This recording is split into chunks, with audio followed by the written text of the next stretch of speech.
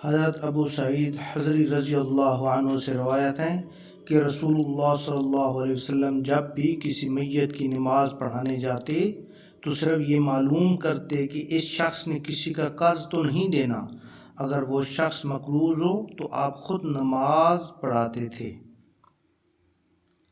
جب تک کہ قرض خواہ اس کا قرض معاف نہ کرے یا مقروض کی جانب سے اس کا کوئی وارث اس کا قرض ادا نہ کرے۔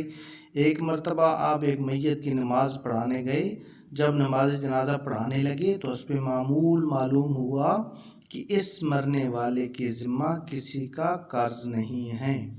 لوگوں نے بتایا کہ صرف 2 دینار کا مقروض ہے، یعنی جو صحابی دنیا سے چلے گئے تھے، پیارے آقا صلی اللہ علیہ وسلم نماز جنازہ پڑھانے گئے تو پتہ چلا کہ اس صحابی نے کسی کے 2 دینار دینے تھے۔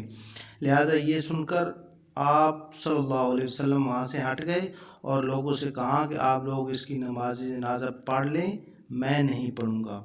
اتنے میں ناگہاں حضرت علی رضی اللہ تعالیٰ عنہ تشریف لائے، تمام قصہ معلوم کر کے پیارے آقا صلی اللہ علیہ وآلہ وسلم کی خدمت میں حاضر ہوئے اور عرض کی، یا رسول اللہ صلی اللہ علیہ وسلم، اس مرنے والے نے میرے 2 دینار دینے تھے مگر یہ ادا نہ کر سکا۔ اب اس کا انتقال ہو گیا ہے، لہٰذا میں نے اپنا قرض اس کو معاف کر دیا۔ یہ سن کر رسول پاک صلی اللہ علیہ وآلہ وسلم نے اس شخص کی نماز جنازہ پڑھائی اور حضرت علی رضی اللہ تعالیٰ عنہ سے کہا، خدا تجھے نیک جزا دے اور تیرا قرض چھڑا دے جیسا کہ تو نے اس شخص کا قرض چھڑا دیا ہے۔